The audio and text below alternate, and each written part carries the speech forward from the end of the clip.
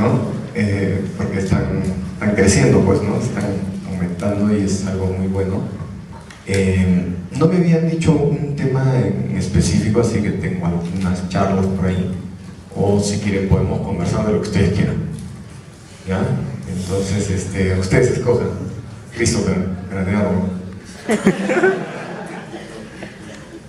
Ustedes escojan qué cosa quieren hacer. Podemos hacer una charla, les puedo comentar qué cosas están pasando en este momento y en función de eso, si es necesario alguna charla, pues hacemos alguna charla, ¿ya? Muy bien. Quería comentarles lo siguiente. Me imagino que varios de ustedes saben las razones por las cuales se creó esta carrera, ¿no? De hecho, se creó el año 2008, ¿no? Me parece, si la memoria no me falla, y eso sucede con frecuencia. En agosto del 2008 se aprobó, pero X personas por ahí no querían que ingresen alumnos inmediatamente, entonces demoraron las cosas y no hubo ingresantes en 2009. Por eso es que la primera promoción ingresó en 2010, ¿no? Y por eso es que estamos recién 8 años funcionando, ¿no? Quienes ayudaron en la creación de la carrera pues fueron el profesor Wilber Ramos, Juan Carlos Gutiérrez, Cristian López, yo también, y bueno, después de muchos tiras y jalas se pudo crear la carrera, ¿no? Quiero comentarles qué cosa ha pasado durante estos últimos años, ¿ya? Algunos de ustedes seguramente ya han escuchado algo de esto, y por ahí si es que hay algo que no les haya quedado claro, pues lo pueden comentar, lo pueden preguntar, especialmente los más chiquillos que no hemos tenido oportunidad de atormentarlos en las clases, ¿no? Ni de hacerlos disfrazarse de un árbol. No sé si sigan haciendo eso, ojalá que sigan haciendo eso, porque realmente es algo muy bueno. ¿No? Hay que disfrazarlos de lo que sea. El año 2009 más o menos, cuando esta carrera ya existía pero todavía no teníamos alumnos, comenzamos nosotros a trabajar de forma directa en el equipo mundial que hace las regulaciones de las carreras de computación. Esas regulaciones las hace ACM y las hace IEEE, y a cada 10 años se forma un grupo, ¿no? A nivel mundial, un comité, un directorio a nivel mundial, y pues ese grupo trabaja durante 3 o 4 años y sacan. Creo que esto lo puedes apagar porque no está dando justo en la cara. Si necesitamos por ahí lo podemos. Pero está prendido, está gastando la lámpara chica. Entonces, ya me olvidé que estaba diciendo eso. Ya, lo de ACM. Entonces, es un equipo internacional que trabaja durante 3 o 4 años y sacamos, yo fui invitado ahí producto de lo que ya habíamos hecho en Arequipa, tanto en San Pablo como en San Agustín, y entonces sacamos un reporte a nivel mundial en el año 2014, a inicios del 2014. Ese reporte fue el insumo para hacer la segunda malla curricular que ustedes tienen, me parece, desde el 2015, si no me equivoco, ¿no? Más o menos. Pero la primera malla curricular también fue hecha con un estándar internacional, ¿ya? Y realmente tienen una malla curricular que es muy difícil de encontrarla en este momento en el Perú. Solamente la pueden encontrar en 3 lugares. Uno es San Pablo, que es como prima hermana de ustedes, ¿no? En cuanto al contenido de la carrera. La otra es San Agustín y la otra es UTEC en Lima, ¿no? Y Lima realmente no estaba haciendo nada de eso, ¿no? Lima ha estado durmiendo, y yo también digo eso mismo en Lima. Yo no sé por qué razón, pero durante mucho tiempo han estado durmiendo y ahora estamos tratando de que despierten, ¿no? ¿Correcto? Entonces, ese equipo entregó el informe en 2014. Nuevamente se forma el equipo para la siguiente actualización a nivel mundial, nuevamente nos invitan, y desde el año 2015 ese equipo que va a generar los estándares para el 2020 ya está trabajando, ¿no? Y hemos empezado en 2015, 2016, 2017. Las reuniones son mucho en Estados Unidos, porque ellos ponen la plata y ayudan a financiar varias cosas, pero también había como una especie de reclamo, pues, de las personas que venían de Nueva Zelanda, de China, de Japón, de India, ¿no? De otros lados. Decían, oye, esto no puede ser una currícula americana, no tiene que ser una currícula más internacional. Mira, acá tenemos gente de Holanda, de Asia, de América Latina, estoy yo. Entonces hay que sacarlo, ¿no? Y la que está de jefa del equipo es una profesora de Nueva Zelanda que es nuestra amiga y además ama el Perú, ¿no? Ama el Perú por varias razones, entre ellas que cuando era chiquilla vino a hacer trabajo social en Huancavelica. Entonces, para que tengan una idea, en su casa en Nueva Zelanda tiene 4 alpacas. O sea, ama el Perú, ¿no? En su casa tiene 4 alpacas. Entonces, esta señora se acerca y me dice, oye, ¿los llevamos a Perú? Y yo, sí, claro, vamos a llevarlo a Perú. Ya 3 meses lo llevamos a Perú. Y por primera vez ese directorio va a ocurrir fuera de Estados Unidos y va a ocurrir este final de semana, este sábado y este domingo en Lima. Lamentablemente no puede estar en Arequipa porque el responsable soy yo y no estoy en Arequipa, pero podría haber sido acá también, ¿no? Entonces hemos aprovechado y como van a estar todo el sábado y todo el domingo, hemos extendido para una serie de charlas el lunes y todos los que vienen, ¿no? De China, de India, Nueva Zelanda, Japón, y Holanda, y Estados Unidos y todo, los vamos a hacer dar charlas sobre sus especialidades, ¿no? Sobre lo que se está viniendo para el 2020. ¿Ya? Y el asunto ha llamado tanto la atención que el superintendente de la SUNEDU ha dicho, yo también quiero estar ahí. Y va a estar ahí, el lunes va a estar a las 9 de la mañana. Y siguió llamando tanto la atención que el ministro de Educación hace 2 noches recibimos un mensaje diciendo que también estaba confirmando que va a estar ahí. ¿Ya? Entonces, eso que está sucediendo en el Perú es producto de lo que hemos hecho en Arequipa. Y en eso quiero que ustedes tengan mucha claridad porque ustedes son una pieza súper importante de lo que ha venido sucediendo, ¿no? O sea, si se tenía solamente la carrera de San Pablo era fácil decir, no, es la única, no, están equivocados, ¿no es cierto? Y además, si es que alguien no podía pagar una pensión, tampoco tenía acceso. Entonces era estratégico tener una buena carrera bien sólida en una universidad nacional. Y por eso fue fundamental hacerlo en San Agustín. Y por eso es fundamental la presencia de ustedes y la actividad de ustedes, ¿ya? Pero Arequipa no es suficiente. Entonces por esa razón también yo comencé a hacer eso en Lima, ¿no? Y en Lima realmente es como un lunar, ¿no? En medio de una ciudad más grande, pero muy pocas personas, muy pocas personas. Y casi ninguna institución hace computación fuerte. No voy a mencionar, porque sé que siempre alguien por ahí está filmando, no voy a mencionar instituciones, como tuve tan complicado ahí. No puedo mencionar instituciones, ¿ya? Pero para que tengan una idea, ¿ya? ¿Cuántos aquí han llevado algo de base de datos? Acá, muy bien, un montón. ¿Ya? Cuando ustedes tienen una tabla, tienen una primary key, ¿no es cierto? Tienen una llave primaria. ¿Qué cosa es la llave primaria? Es un campo que por default, digamos, yo le estoy diciendo a la base de datos, quiero que este campo esté indexado, ¿no es cierto? Si está indexado, significa que detrás hay una estructura de datos. Ustedes han llevado estructuras de datos, ¿no es cierto? Los que no han llevado, lo van a llevar, es un curso fundamental, ¿no? Y los que han llevado ICC también deben haber al menos entendido algo en forma gráfica, ¿no? Porque es primer año. Bueno, cuando tú indexas un campo, una primary key, utilizas unos árboles, y esos árboles son árboles B, ¿no? ¿Correcto? Acá. Gracias a que detrás existe un árbol B, es que tú puedes buscar de forma rápida si yo te doy 1.000.000 de datos, ¿no es cierto? No es porque mi máquina sea rápida, ¿cierto?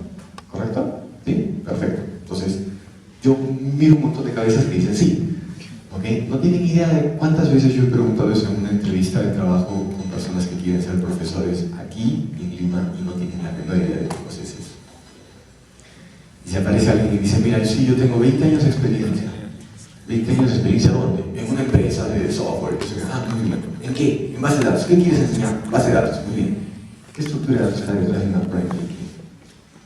¿Cómo así? ¿Esa estructura? Las columnas, pero literalmente me respondió es una persona de una universidad recontra reconocida, más de 20 años de experiencia. Las columnas, los registros. Sí, le digo, pero gracias a que se busca rápido, gracias a que te responde rápido, ¿no? ¿Cómo así? ¿A qué te refieres? Eso lo hace el Oracle solito. Es automático, ¿no? ¿Correcto? Para que tengan una idea de qué cosa es lo que está pasando detrás. Cuando uno hace una búsqueda rápida, gracias a una estructura de datos, cuando uno ha visto un curso de base de datos, podría ser tranquilamente un curso donde yo solamente te explique estructura de datos. Y cuando yo hago un curso de estructura de datos, podría ser tranquilamente un curso donde yo te hable todo el tiempo de bases de datos, porque para eso sirve, para ordenar información, para buscarla rápido, ¿cierto? Entonces son dos cursos que tienen nombres diferentes, pero están así. No hay base de datos rápidas, sino especiales en estructuras de datos. No hay estructuras de datos, o sea, las estructuras de datos no tienen sentido si no son para buscar información, ¿correcto? ¿Sí? Y esos son conceptos fundamentales que para alguien de computación son absolutamente normales. O sea, es como preguntarle a un médico, pues, ¿de dónde queda el corazón? ¿No? Y tú no vas a poder decir, izquierda, derecha, ¿dónde era? ¿No? Estamos a punto de hacer una cirugía, ¿no? ¿Dónde queda el corazón? Espérate un ratito, ¿no? Eso lo hice cuando estaba en primer año, ¿no? Correcto, no me puede suceder una cosa así, ¿verdad?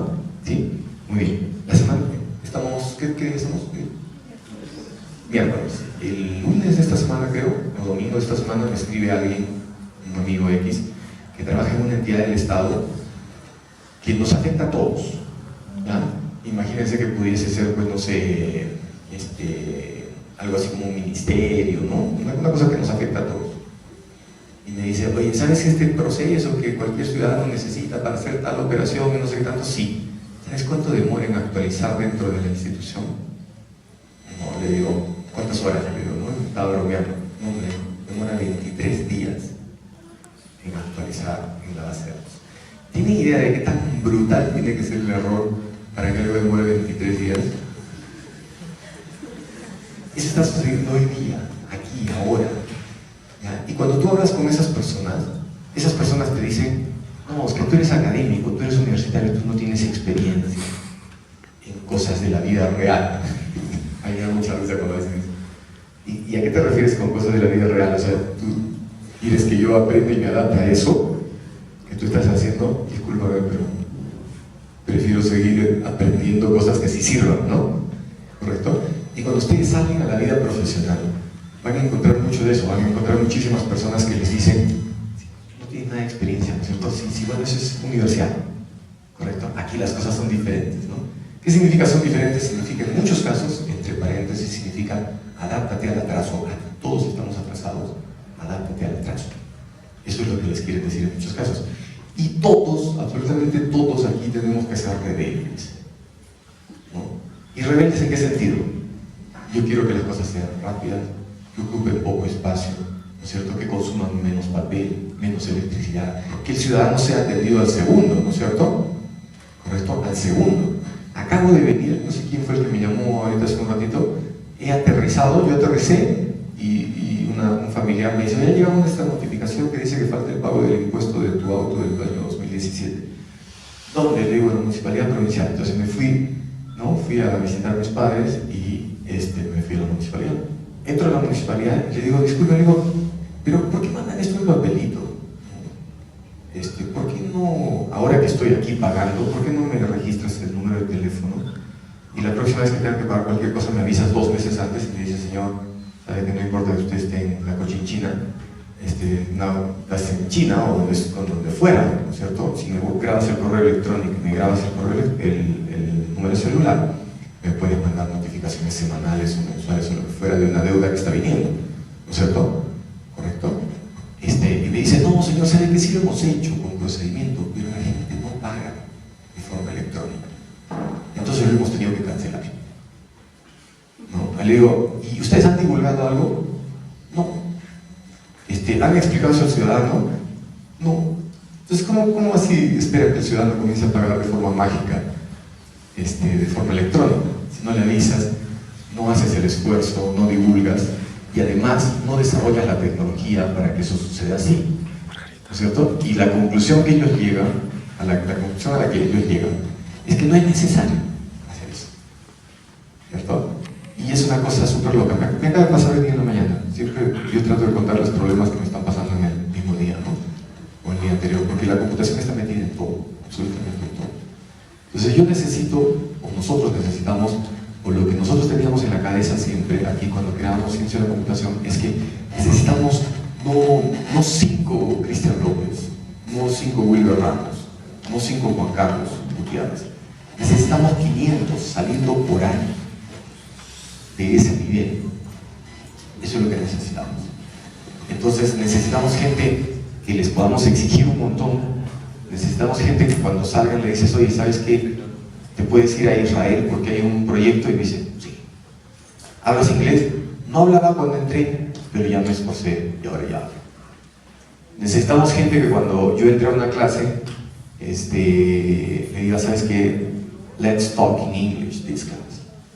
Because we need to talk in English right now. And everybody says, okay, let's go. Do you speak English? No, but I can try. ¿Cierto?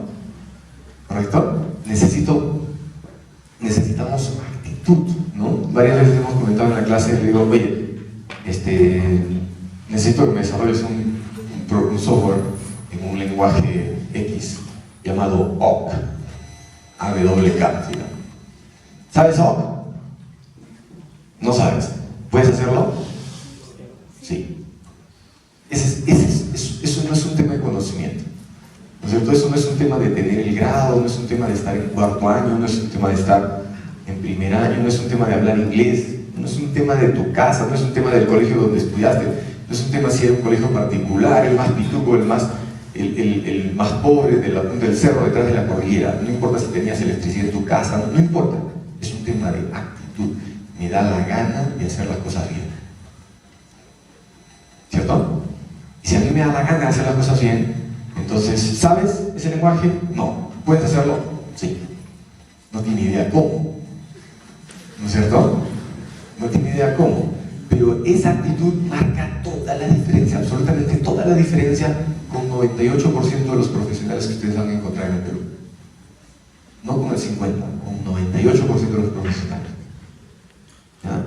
Y si es que un profesor te dice, ¿sabes qué? Necesito que dentro de una semana te leas este libro, ¿no es cierto? Y que lo entiendas.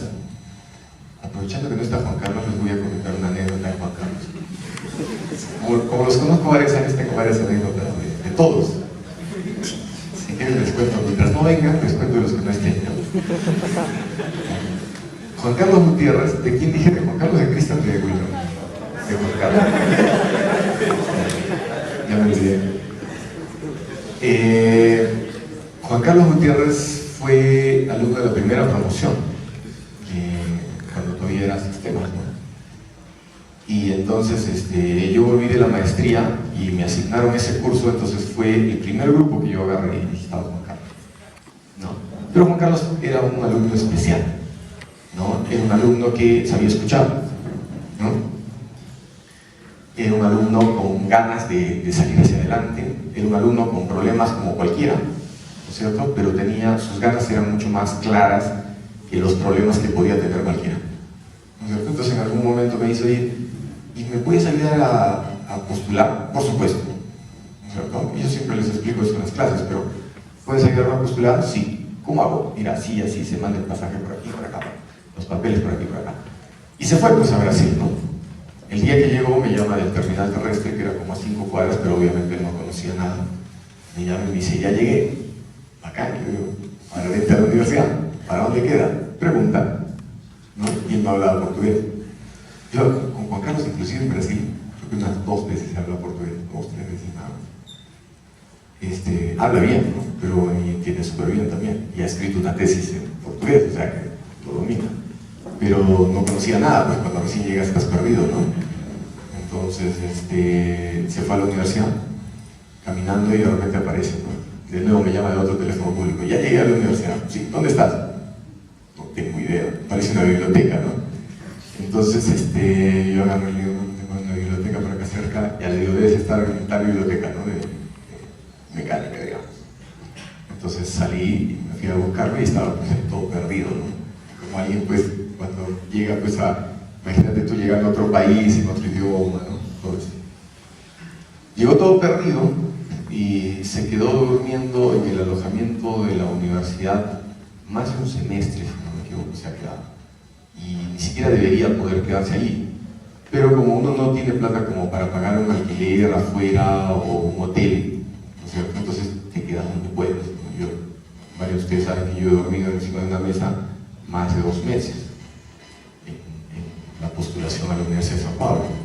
Entonces, lo mismo le pasó a él, ¿no? De hecho, se quedó en un alojamiento que era muy cercano a donde yo me había quedado.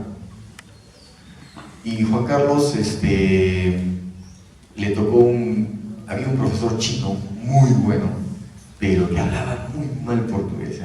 Para los chinos es muy diferente un idioma como español, inglés, portugués, ¿no? Muy diferente. Y el chino ya hablaba inglés y estaba viviendo ahora en Brasil. Es una cosa muy complicada. Hasta ahora cuando yo hablo con este profesor, que es nuestro amigo ahora, tú hablas y te habla en la misma entonación que vos. Cuando uno habla, hace esto con la voz, mira. La voz hace esto, ¿no? Sube, baja. Cuando haces una pregunta, cambias de tonalidad, ¿no es cierto? Ya, él hablaba flat, totalmente plano, así hablaba. Entonces, y tú no sabes, pues, si tú tienes que deducir si te está preguntando o no por las palabras que te está diciendo. Era complicado. Imagínense el escenario, ¿ya? Juan Carlos recién llegadito, no hablaba portugués. El otro hablaba portugués con entonación flat, de chino, ¿no? Y para mí era súper divertido porque yo los presenté, pues. Entonces yo le digo, mira, profesor, sí, y me ha dicho que necesita alumnos, y él quiere profesor, quiere asesor, así que los dejo. Y yo me quedé conversando, no hacía nada, pues. Y era una cosa muy divertida, ¿no? Porque al inicio, pues, se miraban como así, pues, tratando de entenderse uno con el otro, ¿no? Y Juan Carlos obviamente no hablaba portugués. ¿Qué pasó con Juan Carlos? Este profesor chino un día agarra y le dice, léeme estos papers, estos artículos, ¿no? Y Juan Carlos los leía, pasaba una semana y tenían una reunión, ¿no? Para que le explique. Pero eran papers que este profesor dominaba muchísimo. Entonces, en realidad no se los daba para que tú aprendas, se los daba para ver hasta qué grado de profundidad habías conseguido llegar y si tus comentarios después eran de un nivel de profundidad, ¿no? Fuerte y no súper básico.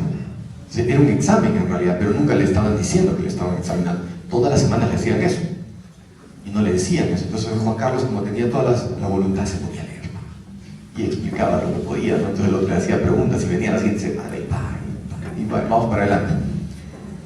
De repente un día se le ocurrió darle unos papers y le dijo, mira, esto ha sido publicado en China, tienes que verlo acá y léelo. Y dice, lee el paper, ¿no? Una bolsita, se va al laboratorio, lo sabe y están en chino. Y entonces tú tienes varias alternativas, ahí pónganse ustedes en esa situación. Y lo que él hizo fue, ¿qué se puede entender en un paper en chino? Los números, las ecuaciones, ¿no se va? Eso se puede entender. La explicación textual no se va a entender, no vas a aprender chino en una semana. Se puso a explicar, se puso a entender y no conseguía entenderlo bien. Entonces, de nuevo, no entiendes algo, pues, ¿cierto? Y era no quejarte, siempre tratar, ¿no? Siempre tratar de ir adelante.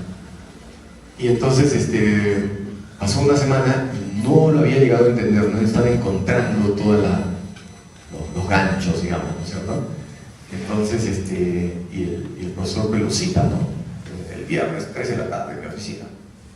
Juan Carlos le decía, ya te llevo, ¿no? Juan Carlos se quedaba de noche, pues. Tienes un horario muy irregular, la universidad está abierta 24 horas al día, entonces tú puedes estar 3 de la mañana y sales a las 4 y al día siguiente entras a la medianoche, o sea, haces tu horario. Y no llegó a entender, pero había hecho un esfuerzo descomunal, ¿no? Entonces llega a la reunión y le dice, ya a ver, y el chino parece no se había dado cuenta de qué tan complicado o difícil era y el otro no se quejaba. Y comienza a explicarle, no, sí, dice, mira esto, sí, por acá, pero por acá no sé, no entiendo esto, ¿no? Y el chino lo miraba. Y entonces le seguía haciendo preguntas, ¿no? Entonces, y Juan Carlos no conseguía explicar todo y él estaba nervioso porque él tenía un sentimiento como que no estoy consiguiendo, no era de quejarse, ¿no? Era de no estoy consiguiendo, que no he hecho lo suficiente para poder entender esto, ¿no? Y en medio de todo ese esfuerzo y así sudando el otro para acá, de repente el chino agarra y lo mira y dice, oh, ya sé qué ha pasado. ¿Qué ha pasado? Dice, no te he dado todas las hojas, le dijo. estaba faltando una hoja. Y por eso es que no entendía nada. No era solamente por el chino, ¿no? Pero cosas así nos han pasado, ¿no? No sé si Juan Carlos les ha contado esa, pero es de las mejores que le han pasado a él, ¿no? A Wilber Ramos también le han pasado varias, ¿no? ¿Ah? Wilber fue mi profesor. Wilber fue profesor mío cuando yo estudiaba en la Santa María, en Católica Santa María. Y Wilber hacía cosas súper interesantes que, para el caso, yo se las he contado después, ¿no? Pero creo que ni él mismo se acuerda, ¿ya? De cosas que hacía. Pero hacía cosas bien bacanas. Que 20 años después, Wilber ha sido profesor mío por primera vez, hace 28 años. O sea, saquen su cuenta del tiempo dedicado a toda esta evolución. ¿Ya? No es de ahorita.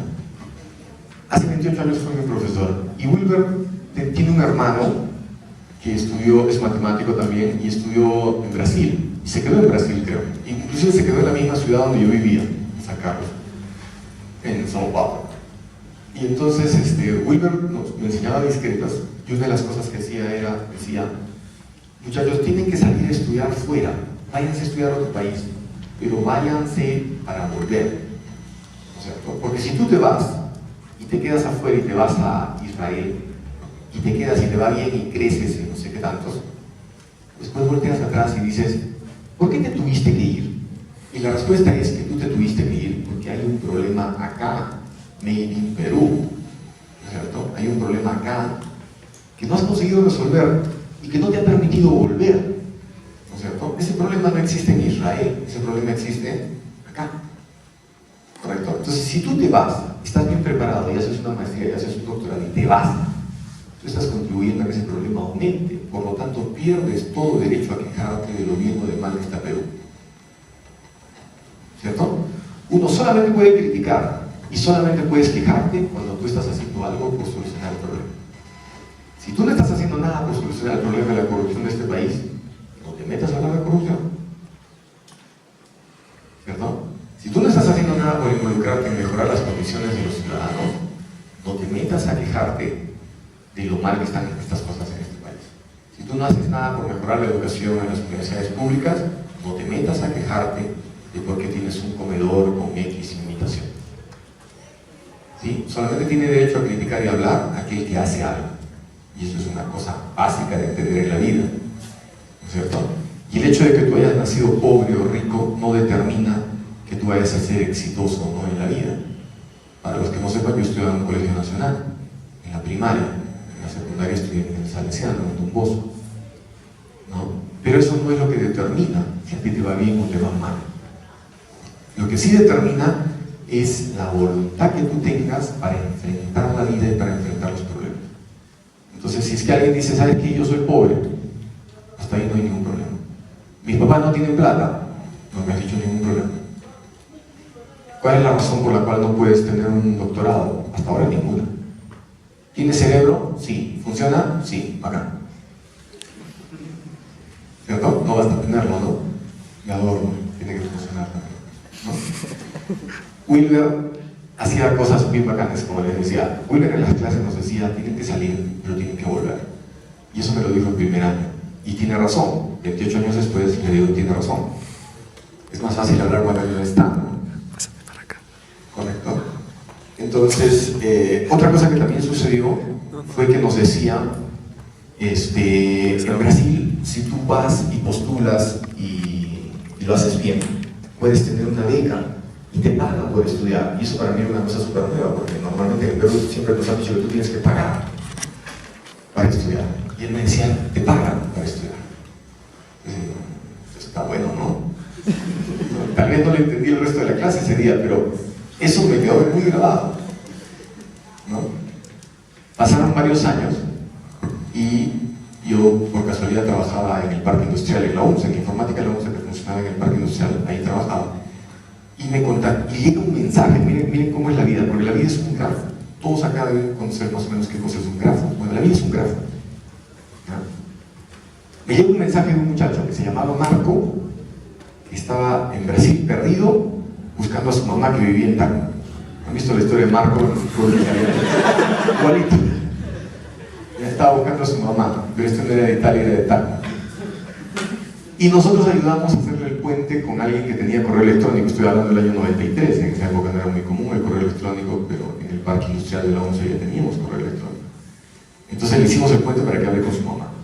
Y en medio del camino este muchacho dice, yo estudio ciencia de la computación. Yo no sabía qué cosa era eso, todavía. O tal vez sí ya sabía, porque en esa época también llegó aquí un profesor súper importante en mi vida, que fue Ricardo Baeza. Ricardo Baeza es un académico súper brillante, chileno, ahora es español creo. Pero en esa época vino pues por acá.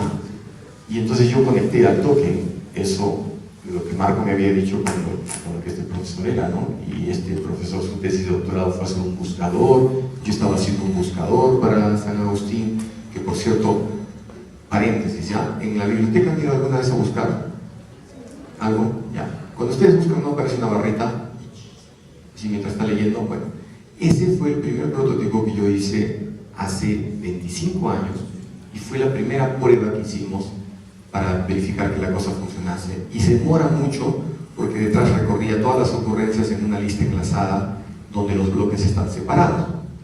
Pero al toque nos dimos cuenta que el asunto funcionaba bien, hicimos la segunda versión, y la segunda versión era levanta la lista enlazada que está toda dispersa, lo levantas, la conviertes en un vector y después lo vas a escribir de forma todo junto. Entonces cuando me buscas algo, encuentro la palabra y de una sola lectura me puedo leer 5.000 ocurrencias o 10.000 ocurrencias. Entonces la velocidad era así. Y esa es la velocidad que tiene Google. Ese buscador, el segundo buscador, el que demoraba fracciones de segundo, ese es el que yo dejé funcionando acá en el año 92-93. Hasta el día de hoy no pueden cambiar. Ese lo hice yo, eso que ustedes miran en la biblioteca.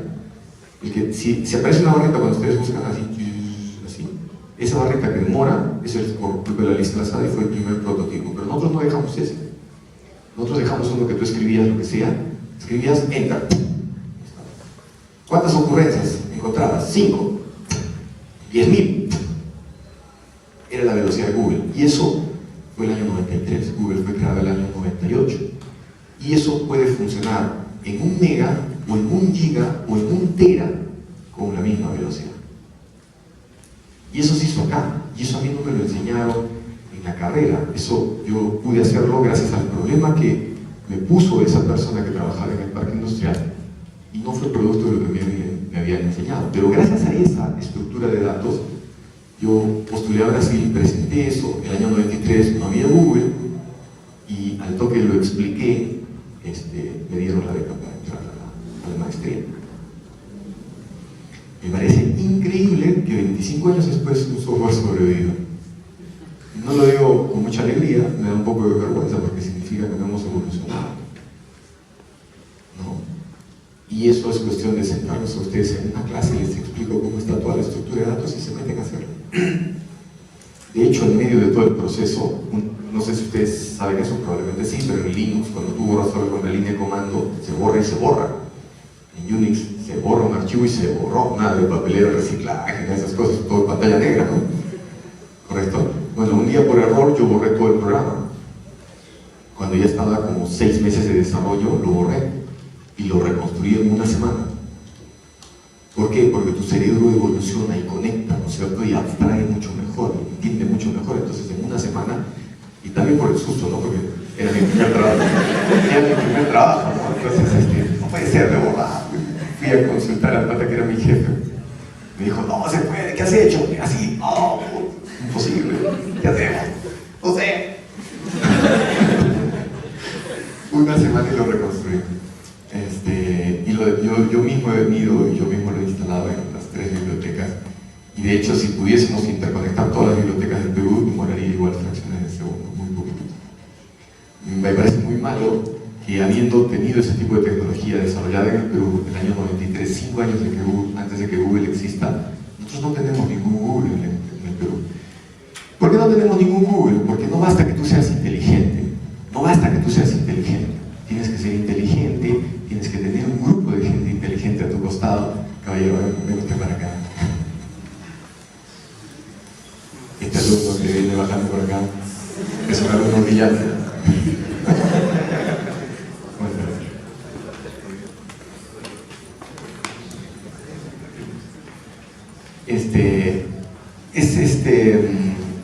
muy malo que tanto tiempo después no se pueda construir algo así. Pero no basta que tú seas inteligente. Tú tienes que ser inteligente y tienes que estar rodeado de gente inteligente. Al mismo tiempo tienes que hacerlo en un momento en el cual, por ejemplo, el gobierno entienda lo importante que es invertir en ciencia, invertir en tecnología, ¿no es cierto? Y tienes que tener profesores que sean capaces de orientarte. Bien, ahora ustedes ya tienen eso, ¿no es cierto? Ustedes ya tienen no uno, tienen varios profesores que pueden orientarlos bien, ¿correcto? Eso no existía en la generación anterior, era muy poquitito, ¿no? En la generación en la que tú eras alumno, ¿cuántos profesores podían orientarte bien hacia afuera? Eran no por ahí, no llegaban ni siquiera a una mano.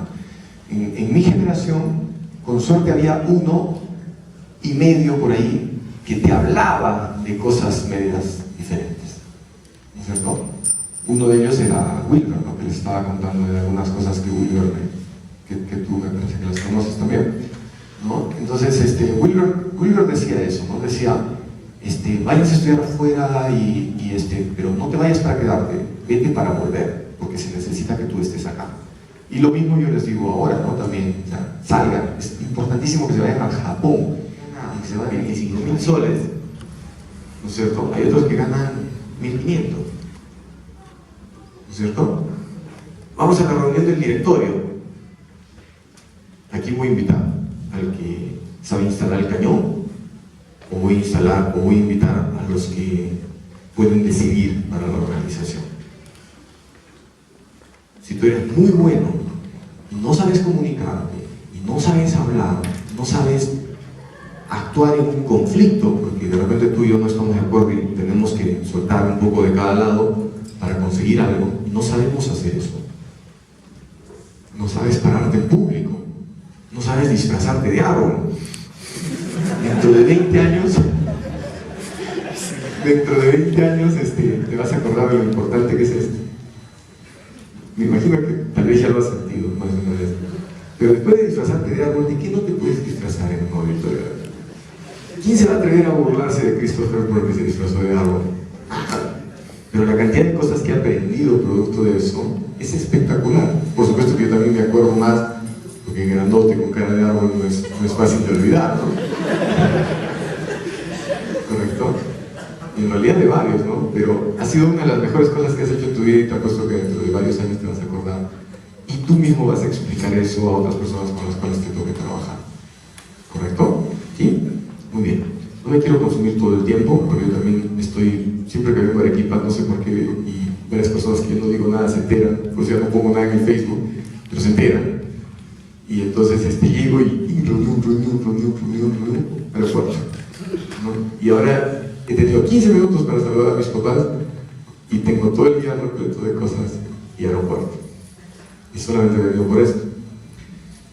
¿Qué preguntas tienen? No quiero seguir hablando yo, sino preguntas. Profesor, ¿qué se viene para el 2020? ¿Qué hay que estudiar?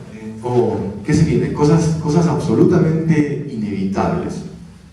En Computing Curriculum tienes los que crean hardware, son computer engineers, los que hacen software, que son los computer science, que son ustedes, los que tratan de desarrollar software pero en un ambiente organizacional, que tienen que saber más como de administración de empresas, son los de sistemas de información. Los tecnólogos, los técnicos, los que estudian en un instituto, que son los Information Technology. Los software engineers, que nadie sabe qué cosas son todavía, es como el Ministerio de la Ciencia, inclusive en Estados Unidos. ¿Ya? Y que en el Perú lo único que hacen es decir, quiero ingeniería en software, ¿por qué tiene la palabra ingeniería? No saben decir más. Pero se viene cybersecurity, tema de seguridad, es un mercado gigantesco. Un buen profesional en cybersecurity puede tener un salario fácilmente de $150,000, $200,000 al año. Entonces, si te causa algo de atracción, ese es algo que va a crecer y está creciendo mucho. Cybersecurity, todo lo que es seguridad. Pagan recontra bien. No sé si tú te acuerdas de Mauricio Velasco. Ya, Mauricio Velasco es un muchacho de San Pablo que de repente de un momento a otro dijo, sí, cybersecurity. Y se comenzó a meter por ahí.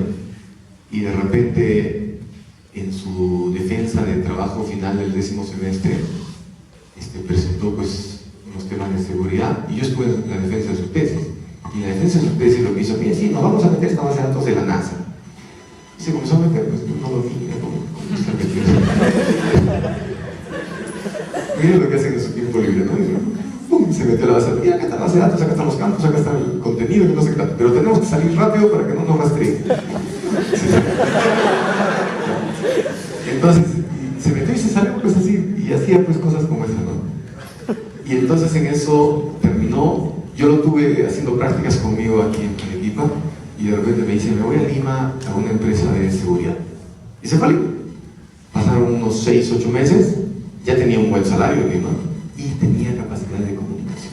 Es súper importante eso. Sabía hablar, y además tenía un background técnico bueno.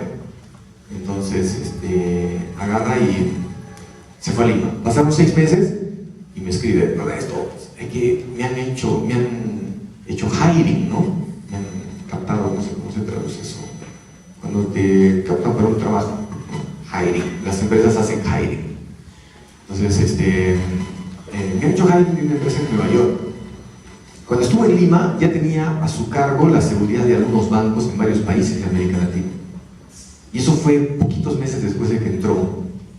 Fue muy curioso y había aprendido a aprender solo.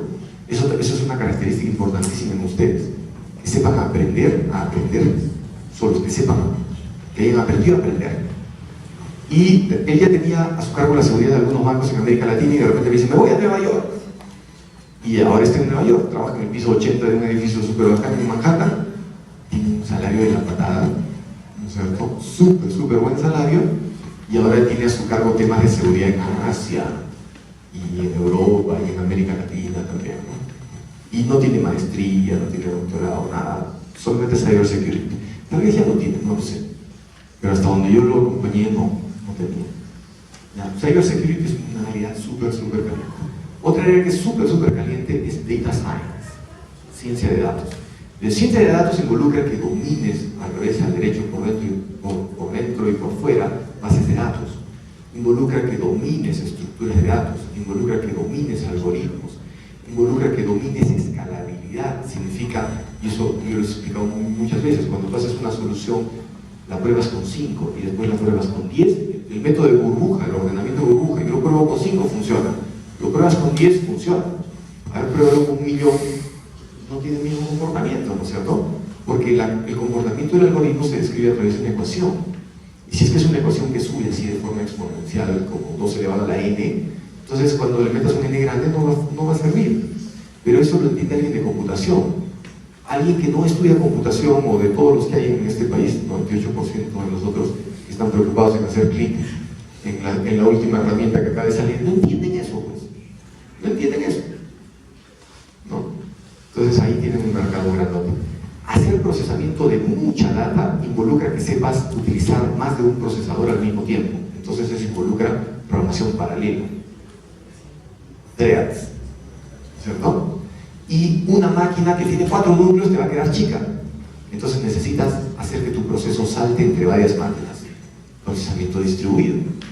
Significa que el software, cuando es chiquitito, tú ya tienes que estarlo pensando para que corra en un ambiente con 5 máquinas, y da lo mismo que corra después en 10.000 máquinas, porque solito hace esto. Porque ya está preparado, porque fue pensado así desde el inicio. ¿Cierto? Otra área de la cual no se van a poder escapar, y que el MIT, por ejemplo, acaba de meterle una millonada de plata para reforzar el tema de computer science en MIT, es inteligencia artificial. Inteligencia artificial en este momento se está comiendo un montón de áreas, algunas para bien y otras, no sé si para mal, pero se las está comiendo. Por ejemplo, una cosa que a mí me parece fenomenal que esté pasando es que, por ejemplo, nosotros podríamos eliminar todo tipo de participación de un juez a través de inteligencia artificial, porque el juez puede memorizarse y tomar en cuenta cuántas leyes al mismo tiempo: 5, 10, 20, 50, 80, 300. Un computador, ¿cuántas leyes puedo hacer mi correlación de 30.000, 50.000, 80.000. No hay problema, ¿cierto? Un juez quiere argumentar una sentencia, un computador puede argumentarlo mucho mejor, si es que es correctamente entrenado.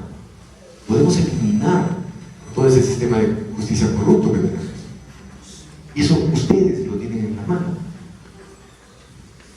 ¿Ustedes saben qué cosa pasaría si nosotros eliminamos a los abogados? Es una hipótesis, ¿no?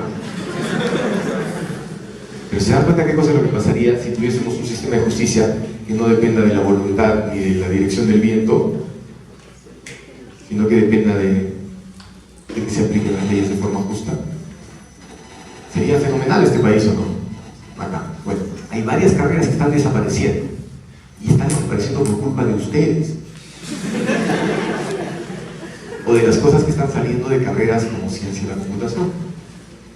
Es un área gigantesca. No solamente nos damos el lujo de crear nuevas carreras, sino que además decimos, ¿sabes qué? Tú ya no. Ya no. Ya fuiste. ¿No es cierto? Eso estamos haciendo en el planeta. Entonces es fenomenal lo que nos está pasando. Una pregunta más. Pueden preguntar lo que sea. Absolutamente lo que sea.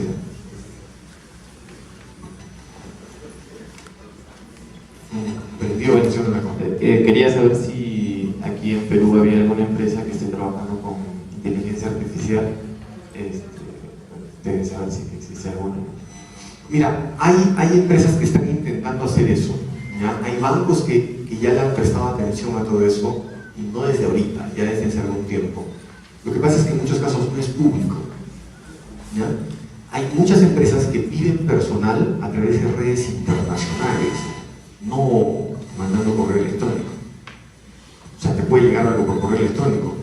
Pero, por ejemplo, en UTEC, donde yo trabajo, si buscan un director de carrera, no sé qué, buscan a un vicerrector o no sé qué tantos, sueltan un llamado internacional y puede postular a alguien de Austria. O sea, funciona de otra forma, ¿ya? Pero sí hay. ¿Sabes cuánto está llegando a ganar en este momento un profesional con experiencia, no un novato? Un novato con línea de inteligencia artificial está encima de los $100.000 al año. En este momento, ahorita. Tienes un poquitito más de experiencia, 200.000. Pero hay gente en este momento que ya son más experientes que están encima de $1 millón, $1,5 millones en Brasil, aquí nomás. Porque son gente que sabe mucho de inteligencia artificial. ¿Sí? La semana pasada había una charla de un profesor que se llama Nivio Siviani. Nivio Siviani era de algoritmos, era de estructuras de datos, era de base de datos, autor de más de 100 papers muy buenos, y ha migrado todo hacia inteligencia artificial, y se está comiendo, él se está comiendo varias áreas. Y la charla fue gratuita en Lima, y me parece que está grabada. Yo le voy a pasar el enlace, ¿ya? Porque sí me lo llegaron a pasar el enlace, pero fue encima de la charla, entonces ya no lo divulgué. ¿Ok? Pero es un área súper caliente, presten mucha atención. ¿Una pregunta más? ¿Alguien tiene una pregunta? No sean tímidos, antes no eran tímidos. Profesor, buenos días. Buenos días. Se habla mucho a nivel mundial de que dentro de las siguientes décadas la cantidad de trabajos relacionados con la computación va a superar a la demanda de egresados de carreras de Ya pasó hace tiempo eso. Sí, pero Están con un déficit de millones en este momento. Y la pregunta va de que, ¿cómo usted que tiene un poco más de arroz internacional, qué están haciendo, no? ¿Y qué planes hay para poder aumentar la cantidad de egresados? Mira, a nivel internacional la gente está desesperada por la necesidad de profesionales en ciencia de la computación. En Lima, uno de los gerentes generales de Telefónica, tienen un gerente por país, ¿no? Por ahí tuvieron algunas reuniones entre todos los de Telefónica y lo que ellos dijeron era: tenemos un déficit infinito de profesionales en ciencia de la computación. O sea, si tú me produces 5, me produces 3.000, me para acá. Me produces 500.000, me faltan. Porque el déficit está en el orden de millones. ¿No? ¿Qué cosa estamos haciendo? De forma desesperada estamos tratando de llamar la atención de todo el mundo. Por eso es que el ministro va a estar ahí el lunes.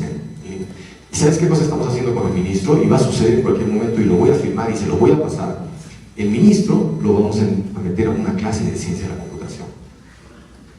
Hace como un mes más o menos me invitaron a un panel con el ministro de Educación en el CADE Digital. El CADE es organizado por IPAE, ¿han escuchado? Bueno, este año por primera vez se ha hecho el CADE Digital, porque recién como país nos estamos dando cuenta de que esta cosa se está viniendo. ¿Ya? Se hizo el CADE Digital. Y en el CADE Digital estaba el ministro de Educación, y cuando ocurre un CADE siempre hay reuniones de coordinación previas, 2 semanas antes, 3 semanas antes. Los equipos coordinan. ¿Qué parte vas a tocar tú? ¿Qué parte vas a tocar tú? Entonces yo fui a 2 reuniones y resulta que el ministro pues tenía los datos de siempre, ¿no? Digamos, no sé, pues hay tantas capacitaciones para docentes en Puno y vamos a hacer tal capacitación en Cajamarca, ¿no? Tranquilo. Pero después de lo que nosotros le explicamos, una cosa muy plausible, ¿no es cierto? Que vale la pena darle un aplauso, es que el ministro inmediatamente entendieron y dijeron, esta cosa de computación nos está atropellando, pues, está viniendo. Y no hay que rectificar el problema a nivel universitario solamente. Acá hay un problema que nos afecta a nivel sociedad, a nivel universitario. Todas las carreras tienen que estar bien hechas, a nivel secundario, a nivel primario, a nivel jardín. ¿Y sabes qué cosa es lo que está pasando en este momento? Cuando el ministro dio su charla en el CADE Digital, comenzó a hablar, todos tienen que hacer ciencia en la computación, todos tienen que aprender pensamiento computacional. Oye, tú no sabes lo que se produce en mi cabeza cuando un ministro dice algo así, dices, caramba, o sea, sí estamos produciendo un cambio muy interesante en todo el país. No tengo idea cuánto tiempo más nos demore, ¿ya? No tengo idea, pero no tengo la menor duda de que eso va a suceder. Y ustedes van a estar listos cuando esa necesidad crezca y sea mucho mayor. No es que hay gente que no está en este auditorio y que por supuesto que no entiende lo que está pasando. Entonces cuando salga esa necesidad, ¿no? Y el presidente de la República diga, ¿sabe qué? Necesitamos movernos hacia ciencia de la computación. Ya, ojalá que algún día suceda eso realmente, ¿no? Pero imaginemos que sucede dentro de un año. Entonces va a haber gente que va a decir, oye, necesitamos ciencia de la computación. Sí, ¿cuánto tiempo te vas a demorar en prepararte? 5 años más. Mientras haces tu carrera y llamas profesores y aprendes todo lo que se aprende en el proceso de construcción de una carrera, son varios años, ¿no? Entonces, tú vas a estar listo, porque tú has empezado tu preparación antes. Y hay otros que van a querer subirse al carro, pero van a poder responder 6 años después. Haces una carrera, 5 años, me demoro 1 año más, mira, 1 año en hacer la malla curricular, 5 años en que tú salgas. ¿Quién te va a enseñar si no hay gente? Entonces hemos debido empezar a formar profesores con maestría, a formar profesores con doctorado antes. Esos son 6 años. 6 años más los otros de formación. Y todo eso demora tiempo, ¿cierto? Entonces lo que quiero que perciban es que hay una ola gigante. Esto es un tsunami. Esto es un tsunami. Y ese tsunami ya se levantó la ola. Y tú ya sabes surfear y estás encima de la ola. ¿Correcto? Hay otras personas que están entrenando cómo surfear en la playa, digo, en la arena. Y hay otros que están parados encima de una ola, moviéndose así en la arena. Y hay otros que miran eso por televisión, no tienen idea de lo que está pasando. Y piensan que todos surfean.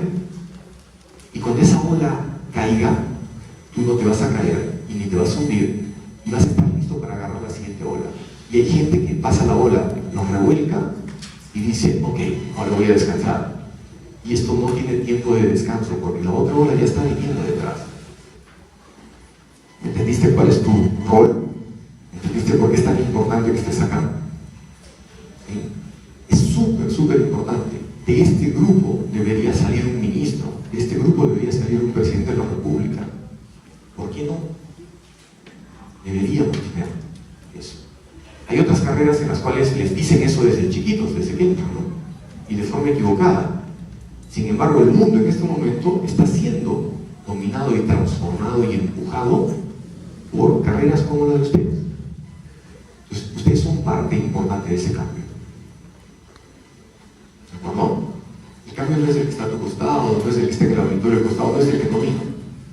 Tú estás en un momento adecuado, en el lugar adecuado, con las personas adecuadas. Aprovechen al máximo lo que tienen a su alrededor. No pierdas tiempo en quejarte.